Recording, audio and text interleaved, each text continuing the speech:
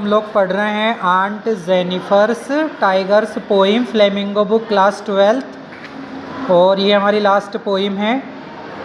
तो aunt Jennifer tigers में क्या बताया गया है यहाँ पर स्पेशली जो महिलाएं हैं उनका जीवन जो कि बाउंडेड है, काफ़ी बंधा हुआ जीवन, उनको बहुत सारी आज़ादियाँ स्वतंत्रता नहीं होती है विवाह के बाद, after marriage. Is that clear? तो यहाँ पर जो आंट जेनिफर है वो इसी चीज़ का सिंबल है कि भाई वो एक मैरिड वुमेन का सिंबल है कि किस तरीके से मैरिज हो जाने के बाद जो महिलाएं रहती है उनको अपना जीवन बंधा हुआ जीना पड़ता है without freedom. Is that clear? तो आंट फर्स्ट स्टेंजा देखेंगे, aunt Jennifer's tigers prance across screen. Prance मतलब टू जंप है ना, उछलना कूदना। Bright topaz denizens of a world of green. तो वर्ल्ड ऑफ ग्रीन का मतलब यहाँ पर कि जहाँ बहुत ज़्यादा आज़ादी हो, या फॉरेस्ट से हम समझ लेंगे, है ना। और तो यहाँ पर इसका मीनिंग हो रहा है, they do not fear the man beneath the tree, they pace in sleek chivalric certainty. तो यहाँ पर हम लोग बात करेंगे कि जो आंट जेनिफर ने एक पिक्चर बनाया टाइगर का, ठीक है, किसका पिक्चर बनाया? टाइगर का।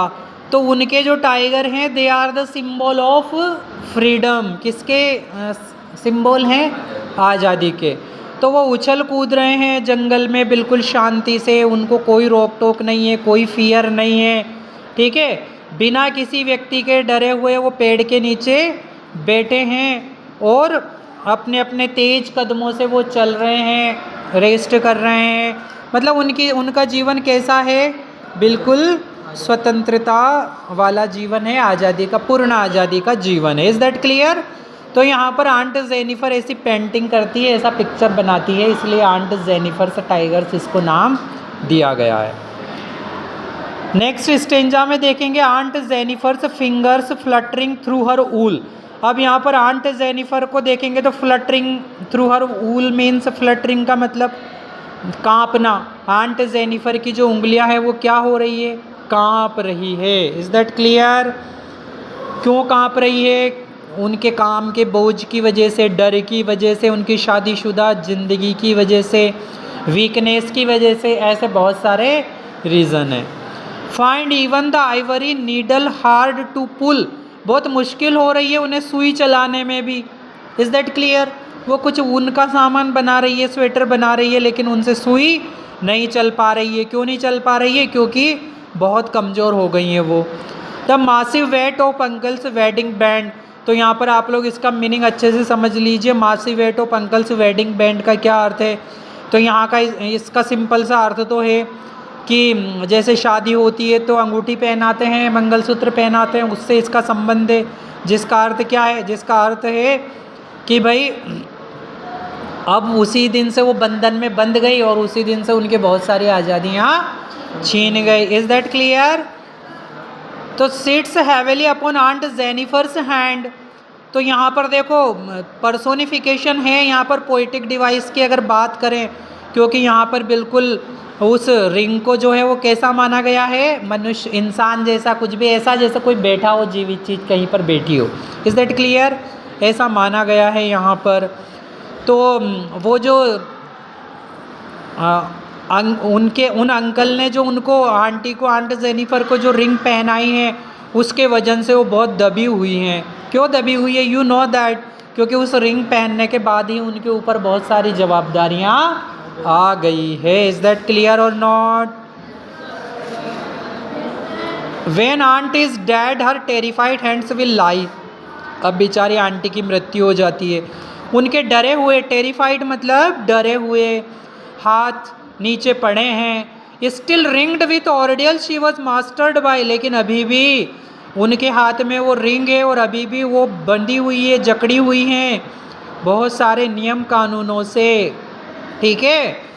The tigers in the panel that she mad will go on prancing proud and unafraid, जबकि जो उन्होंने टाइगर बनाए हैं वो तो बिल्कुल बहुत अच्छे से घूम रहे हैं, दौड़ रहे हैं और बिल्कुल निडर होकर चल रहे हैं। Is that clear? तो यहाँ पर मतलब ऐसा हो गया अब तो आज के ज़माने में कि जंगल में हम अपने आप को सुरक्षित महसूस करते हैं लेकिन समाज में महसूस नहीं करते हैं। तो कौन कहता है कि भाई जानवरों से डर लगता है? अरे अब तो मनुष्यों से ही डर लगता है, ना कि जानवरों से डर लगता है। Is that clear? मनुष्य इतना ख़राब हो गया है। और यहाँ पर आज़ादी की बात जो है तो इसका मतलब ये भी नहीं है कि हम हमारे सारे संस्कार, सारी अच्छी चीज़ें भूल जाएं। जो हमारा देखो जो संस्कार होते हैं, जो हमारे आदर्श होते हैं, वो तो हमें परिवार में आफ्टर मैरिज भी अपनाने ही चाहिए। यहाँ पर तो उस चीज़ का है कि भाई बहुत ज़्यादा बर्डन जो होता है एक मैरिड वुमेन पर बोझ होता है कि सब काम वही करेगी, वो बीमार है तो भी करेगी। क्यों? उसके बावजूद भी उसको बहुत सारा डर रहता है, बहुत सारी फैमिली थोड़ी ज़्यादा स्ट्रिक्ट होती है उन चीज़ों के लिए। तो अपन इसका मतलब बिल्कुल ये नहीं समझे कि भाई आफ्टर मैरिज हमारी कोई गुड गर्ल्स हैं तो वो बोल दे कि सर ने तो हमें ऐसा सिखाया था तो भाई हम कहाँ इसमें रहेंगे, चलो भगो हटो दूर। तो ये ऐसा इसका मीनिंग नहीं है। तो अब हम लोग टेक्सचुअल एक्सरसाइज देख लेंगे इसकी। और टेक्सचुअल एक्सरसाइज में हम सबसे पहले क्वेश्चन से समझ लेंगे। How do denizens and chivalry cat to our understanding of the tiger's attitude. तो यहाँ पर ये जो दो वर्ड यूज़ किए गए ये हमें क्या दिखाते हैं, हमारी समझ को क्या बताते हैं ये। तो इनका मतलब है कि जो टाइगर हैं उनका जीवन कैसा है, आज़ादीपूर्ण है, उनको किसी का भय नहीं है और वो फॉरेस्ट में आराम से घूम सकते हैं। ये हम आंसर में लिखेंगे। And see the second question, why do you think aunt Jennifer's hands are fluttering through her wool in the second stanza. Aunt Jennifer के हाथ क्यों काँप रहे हैं? तो उनके हाथ इसलिए काँप रहे हैं क्योंकि वो बहुत सारे वजन से दबी हुई हैं, उनके ऊपर मैरिड लाइफ का बहुत बोझ है, बहुत सारी ड्यूटीज़ है। Why is she finding the needle so hard to pull, यहाँ तक कि वो सुई भी नहीं चला सकती। अब ऐसा क्यों? क्योंकि बहुत ज़्यादा वीक हो गई है वो इस बोझ की वजह से। थर्ड क्वेश्चन है, what is suggested by the image massive weight of uncle's wedding band. तो हमने तब भी समझा था ये स्टेंजा में, इसका अर्थ है कि उनकी जो मैरिड लाइफ है वो कितनी ज़्यादा ओवर बर्डनड है, कितना ज़्यादा उनको काम है, कितना ज़्यादा डर है, ठीक है, कितनी ज़्यादा उनकी ड्यूटीज़ है, कितने सारे नियम कानूनों को उनको फॉलो करना है। We have to write this. Of what or of whom is Aunt Jennifer terrified within the third stanza। Aunt Jennifer third stanza में किस चीज़ से डरी हुई हैं? तो वो जो ऑर्डियल्स हैं, जो नियम कानून हैं, जो उनकी रिस्पॉन्सिबिलिटीज़ हैं, उन चीज़ों से वो डरी हुई है। And fifth question, what are the ordeals aunt Jennifer is surrounded by. कौन कौन से नियमों से वो घिरी हुई है, रीति रिवाजों से घिरी हुई है। Why is it significant that the poet uses the word ringed. और कवि ने यहाँ पर रिंग्ड शब्द का यूज़ किया है, इसका क्या अर्थ है? तो आप लोगों को पता है कि वो बहुत सारे नियम कानूनों से घिरी हुई हैं, समाज के, परिवारों के। और यहाँ पर रिंग शब्द का अर्थ है उनका घिरे हुए रहना बहुत सारी चीज़ों से, बहुत सारी ड्यूटी से, बहुत सारे कर्तव्य से। और ये शो करता है कि भाई उनका जो जीवन है वो बिल्कुल बाउंडेड है, उनको बिल्कुल भी आज़ादी नहीं है। And sixth, why do you think aunt Jennifer created animal. आप ऐसा क्यों सोचते कि आंट जेनिफर ने एनिमल के चित्र बनाए जो कि बिल्कुल अलग है उनके कैरेक्टर से? क्योंकि एनिमल तो बिल्कुल स्वतंत्र हैं, अच्छे से घूमते हैं, फिरते हैं, वो तो राजा हैं वहाँ के, किंग की तरह। जबकि आंट जेनिफर बिल्कुल ऐसे ही नहीं है, उनका जीवन तो बिल्कुल बंधा हुआ है। तो वो इसलिए उन्होंने ऐसे पिक्चर बनाए हैं ताकि, क्योंकि वो स्वतंत्रता की चाह करती है, वो भी ऐसा जीवन जीना चाहती है, वो भी पसंद करती है ऐसा फ्रीडम वाला जीवन, इसलिए वो पिक्चर बनाती हैं ऐसा। ठीक है। Interpret the symbol found in this poem. इस पोइम में कौन कौन से सिंबल आए हैं, ठीक है, वो हमें ढूंढना है। And eight, do you sympathise with aunt Jennifer. क्या आप आंट जेनिफर का पक्ष लेते हैं, आप उनके प्रति सहानुभूति रखते हैं? तो बिल्कुल रखते हैं। What is the attitude of the speaker towards aunt Jennifer. और जो पोइट है वो कैसा एटीट्यूड रखता है आंट जेनिफर के प्रति, तो वो भी पॉजिटिव एटीट्यूड रखता है, वो आंट जेनिफर का ही पक्ष लेता है और वो यही बोलना चाहता है कि भाई आंट जेनिफर बहुत ज़्यादा बोझ से दबी हुई हैं और उनको फ्रीडम वाला जीवन मिलना चाहिए। तो अब आप लोग इसके आंसर्स देख लीजिए। These words shows the free life without any fear of the tigers in the wood. तो ये जो डेनिजन्स एंड शिवैलरिक जो वर्ड्स है वो क्या बताते हैं, फ्री जीवन बताते हैं टाइगर्स का।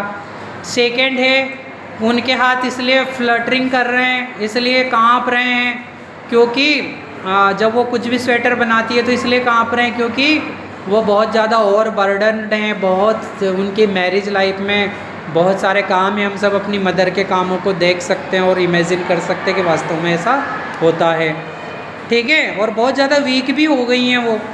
तो थर्ड क्वेश्चन आंसर हमने लिखा है कि अब उनका जीवन बहुत ज़्यादा बर्डनफुल हो चुका है because of many duties and fear after her marriage, क्योंकि शादी के बाद उनके बहुत सारे कर्तव्य आ गए हैं।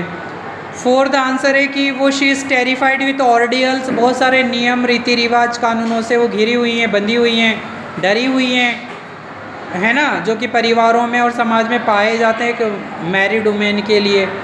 And fifth is that she is surrounded by many rules, बहुत सारे रूल्स रिस्पॉन्सिबिलिटीज़ मतलब जिम्मेदारियों से वो बंधी हुई है। और यहाँ पर रिंग वर्ड हमें मीनिंग देता है बाउंडेशन का, है ना, जो कि एक फियरफुल लाइफ बताता है मैरिड वुमेन की। और वो एनिमल, सिक्स्थ आंसर है कि वो एनिमल के चित्र इसलिए बनाती है because she like the freedom fearless life. The poet suggest that she imagines her dream in the animals picture, और वो उन एनिमल के पिक्चर में ही अपनी स्वतंत्रता को देखती है। तो इस तरीके से चिल्ड्रन आप लोगों को ये आंसर कंप्लीट करने, 2 आंसर और मैं बता रहा हूँ। ओके चिल्ड्रन, अब हम देखते हैं एक आंसर नंबर 7 जो हमारा छूट गया था आज क्लास में। तो इसमें कौन कौन से सिंबल बताए गए हैं, तो ये सिंबल आप देख रहे हैं। एक तो टाइगर जो कि किसका सिंबल है, फ्रीडम का है और फियरलेस लाइफ का है। फिर वर्ल्ड ऑफ ग्रीन ऐसी जगह का सिंबल है जहाँ पर हमेशा आज़ादी रहती है। वेडिंग बैंड किसका सिंबल है, वेडिंग बैंड मतलब जैसे कोई मैरिड वुमेन रहती है और उसको रिंग पहना दी जाती है तो उसका जीवन बाउंडेड हो जाता है, तो ये रिस्पॉन्सिबल लाइफ और बाउंडेड लाइफ का सिंबल है। टेरिफाइड हैंड्स जो हैं वो फियरफुल मैरिड लाइफ का सिंबल है। तो इस तरीके से मैंने 4 सिंबल ढूंढ कर लिखे हैं, आप लोग और भी चाहें तो ज़्यादा you can write your self. And answer number 8 आप सोच सकते हैं कि कैसा एटीट्यूड है उसका पोइट का आंट जेनिफर के प्रति। तो आंट जेनिफर के प्रति पोइट का एटीट्यूड पॉजिटिव है, हेल्पफुल है और सबसे अच्छा है सिंपैथेटिक है, क्योंकि पोइट को सिंपैथी है आंट जेनिफर से कि वो उनका जो इतनी बाउंडेड लाइफ है ऐसी नहीं होना चाहिए, she should be live a free life. Is that clear? तो in this way we have completed our last poem and we have completed also this book.